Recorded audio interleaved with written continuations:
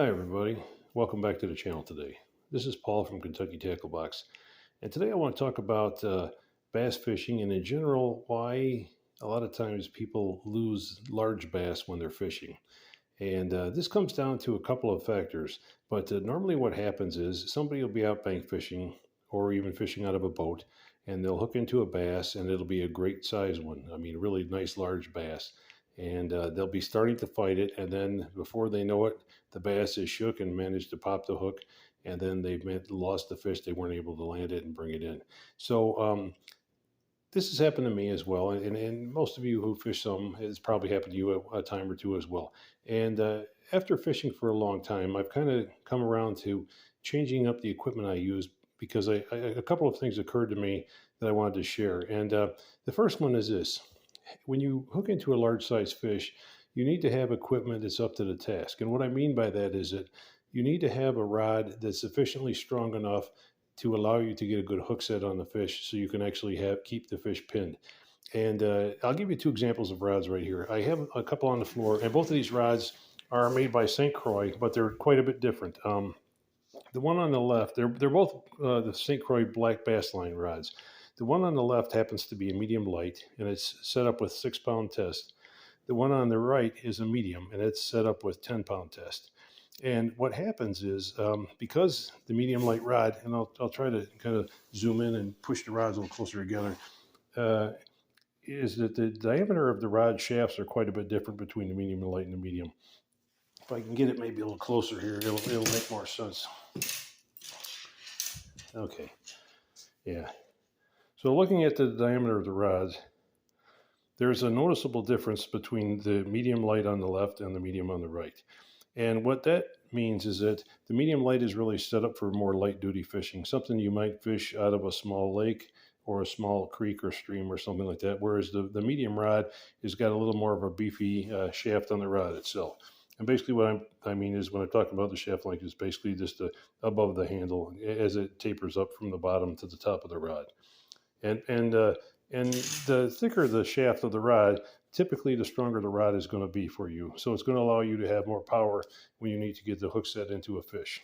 Now, if you're just typically fishing for small fish like panfish or in an area where you're going to catch small bass, either rod would be fine.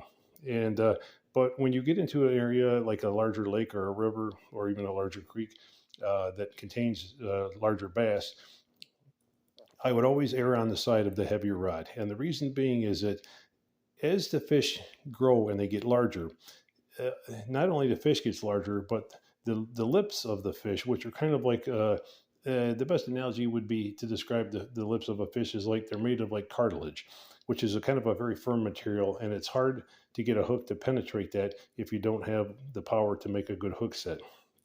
And having the heavier duty rod allows you to kind of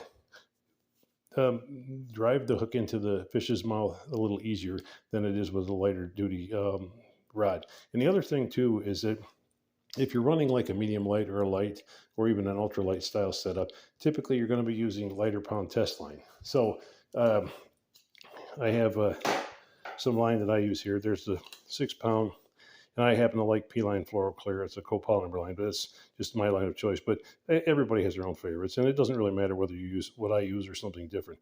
But the main thing is that the lighter pound test line is going to be a smaller diameter line than the heavier pound test. And what that's going to mean is that the lighter pound test line, because it's a thinner line, is going to be more prone to stretching. So that's working against you when you're trying to get a good hook set on a larger fish. Whereas the heavier pound test line, like 10 pound or above, whether you're running like a 12 or 15 or even something larger pound test than that, you're going to find that that's going to allow you to get less slack in the line, so that the line's not going to have like a lot of stretch to it as you're trying to get a good hook set. Okay, so and basically, most people are either fishing with like a treble hook of a sort or a single hook, and either hook will do the job just fine. But the main thing is you have to have enough backbone in the rod and a strong enough line with minimal amount of stretch to get the hook set into the fish's mouth.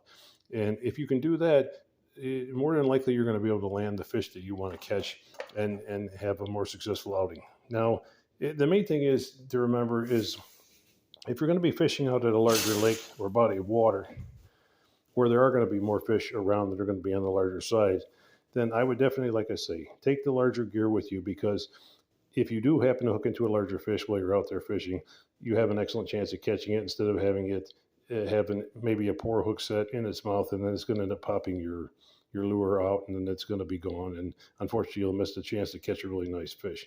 So just something to think about when you're out there fishing. I mean, it's not to say one rod is better than the other. If you're mostly doing primarily fishing for smaller bass or smaller panfish, then by all means, something like a medium light or a light or even an ultra light is a perfectly fine setup to use. It's only when you're targeting the larger bass or other larger species of fish that you really need to be thinking about. So, as always, thanks again for watching the channel, and we'll see you next time.